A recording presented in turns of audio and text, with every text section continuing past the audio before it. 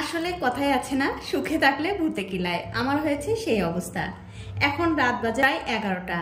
ছেলেদের ভাত খাইয়ে দাইয়ে বিছানায় তুলে দিয়েছি, আমারও খাওয়া হয়ে গেছে। আমিও বিছানায় বসে আছি কম্বলের নিচে। তো বসে থাকতে থাকতে আমার মনে হচ্ছে এই ঠান্ডা ঠান্ডা রাতে যদি দুই একটা গরম গরম পরোটা খাওয়া যেত বেশ ভালো লাগতো। তো বন্ধুরা, মনকে আমি অনেক বুঝালাম যে শীতের মধ্যে এত কাজ করতে হবে না, ভাত খেয়েছিস অমনি শুয়ে থাক। কিন্তু মনটা কিছুতেই মানছে না, মনটা শুধু চাইছে দু একটা পরোটা খেতে। তো বন্ধুরা কি করব, মনটা খেতে চেয়েছে তাই ভাবলাম যে আর মনকে কষ্ট দিয়ে লাভ নেই। তখনই আমি শুরু করে দিলাম পরোটা বানানো।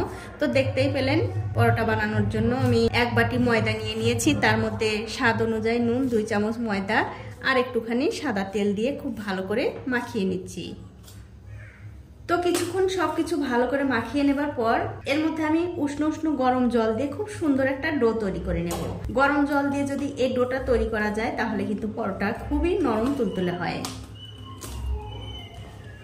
দেখুন, অল্প অল্প করে জল দিয়ে খুব সুন্দর একটা ডো কিন্তু আমি তৈরি করে নিয়েছি। এটা কিন্তু হয়ে গেছে। এখন আমি হাতে একটুখানি সাদা তেল নিয়ে এই ডোয়ের উপরে লাগিয়ে দিচ্ছি, যাতে যখন আমি রেস্টে রেখে দেবো ওপরটা শুকিয়ে না যায়। দেখুন, তেলটা কিন্তু আমি খুব ভালো করে লাগিয়ে দিলাম। এবারে একটা ঢাকা দিয়ে 10 মিনিটের জন্য রেখে দেব। 10 মিনিট পর আমি ঢাকাটা তুলে নিলাম।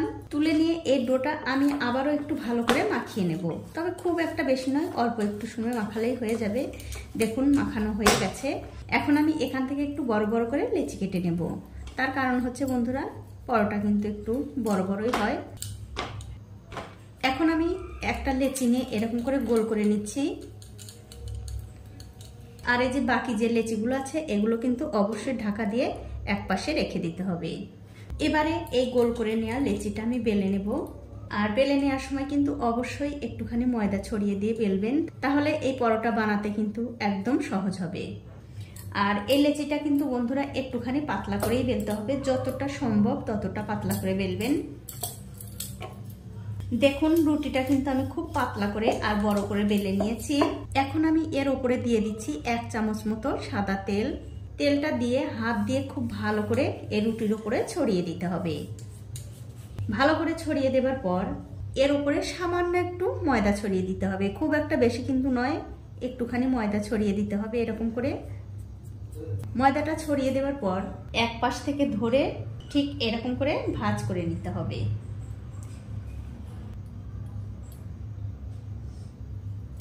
এবারে অন্য পাশটা ধরেও এরকম করে ভাঁজ করে দিতে হবে। এতে করে এই পরোটার মধ্যে কিন্তু অনেকগুলো লেয়ার হবে। দেখুন, ঠিক এরকম করে ভাঁজ করে নিয়ে হাত দিয়ে একটু এরকম করে চ্যাপটা করে আবার একটু গুঁড়ো ময়দা ছড়িয়ে দিয়ে এই পরোটাটা বেলে নিতে হবে। তবে বন্ধুরা, খুব একটা বেশি পাতলাও করা যাবে না, আবার খুব একটা মোটাও রাখা যাবে না। দেখুন, এই পরোটাটা কিন্তু আমি খুব ভালো করে বেলে নিয়েছি। এটা হয়ে গেছে। এটা আমি তুলে নিচ্ছি। এখন আমি পরোটাগুলো ভেজে নেব। তার জন্য দেখতে পাচ্ছেন একটা তাওয়া গরম করতে দিয়েছি। তাওয়াটা যখন ভালো করে গরম হয়ে যাবে তখন গ্যাসের ফ্লেমটা লো টু মিডিয়ামে দিয়ে একটা একটা করে পরোটা দিয়ে দিতে হবে। কিছুক্ষণ পর যখন দেখবেন এক দিকটা হয়ে গেছে তখন অন্য দিকটা উল্টে দিতে হবে।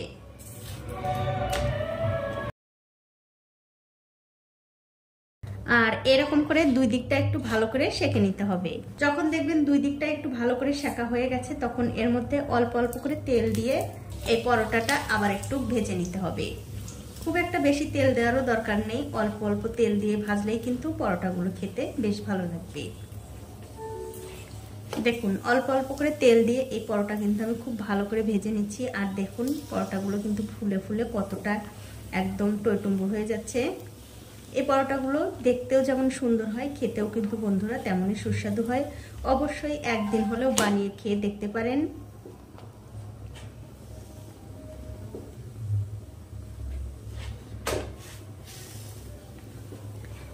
দেখুন, এই পরোটাটা কিন্তু ভালো করে ভাজা হয়ে গেছে। এটা আমি তুলে নিচ্ছি। আর এই একই রকম করে আরো একটা পরোটা ভেজে আপনাদের দেখিয়ে দিচ্ছি। কিছুক্ষণ পর যখন দেখবেন এটারও একদিকটা হয়ে গেছে তখন অন্য দিকটা উল্টে দিতে হবে। আর উল্টে আগেরটার মতোই দুই দিকটা ভালো করে সেঁকে নিতে হবে। দেখুন, এটারও কিন্তু আমি দুই দিকটাই ভালো করে সেঁকে নিলাম। এবারে এর চারিদিকে একটু করে তেল দিয়ে দিচ্ছি। আর আমার এই ছোট্ট চ্যানেলটি যারা সাবস্ক্রাইব করেছেন তাদেরকে অনেক ধন্যবাদ। আর যারা সাবস্ক্রাইব করেননি তাদেরকে সাবস্ক্রাইব করে নেওয়ার অনুরোধ রইল।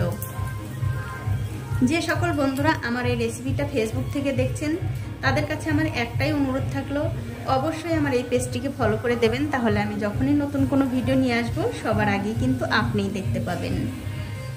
দেখুন এই পরোটাটাও কিন্তু ভাজা হয়ে গেছে, এটা আমি তুলে নিচ্ছি। আর এই একই রকম করে কিন্তু সবগুলো পরোটাই ভেজে নিতে হবে। তো এই দেখুন বন্ধুরা, এক এক করে কিন্তু আমি সবগুলো পরোটাই ভেজে নিয়েছি। এখন আপনাদের একটা পরোটা আমি ছিঁড়েও দেখাচ্ছি, কতটা সুন্দর, একদম নরম তুলতুলে, আর ভেতরে দেখুন কতটা লেয়ার যুক্ত, খেতে কিন্তু দুর্দান্ত লাগে। এখন আপনারা এই পরোটা কিন্তু যে কোনো ডাল তরকারির সঙ্গে খেতে পারেন, চিকেন কষার সঙ্গে খেতে কিন্তু আরো বেশি ভালো লাগে। তো বন্ধুরা, আমার আজকের এই রেসিপিটা আপনাদের কেমন লেগেছে? যদি ভালো লেগেই থাকে অবশ্যই একটা লাইক, কমেন্ট আর শেয়ার করতে ভুলবেন না।